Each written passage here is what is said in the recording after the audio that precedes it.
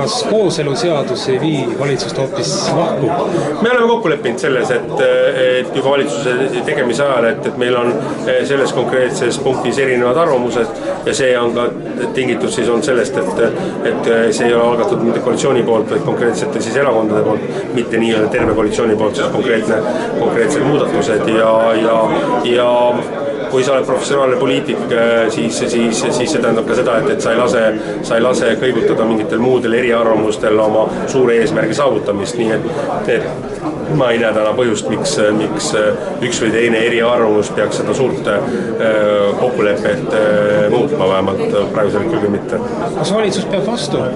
Valitsus peab vastu, meil on selged sihid silme ees, me oleme väga palju vaielnud aegade jooksul ja need peavaidlused on kandunud muidugi sellesse aega, kui just ma pean silmas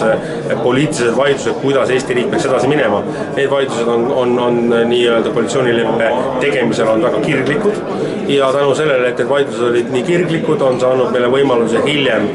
siis selle võrra selgema silmavaatega edasi minna ja tuletagem ka meelde, et sügisesed riigieelarve läbirääkimised oli selle võrra kergemad, et me olime tegelikult enne ära vaielnud, kuidas Eesti riik peaks edasi minema, nii et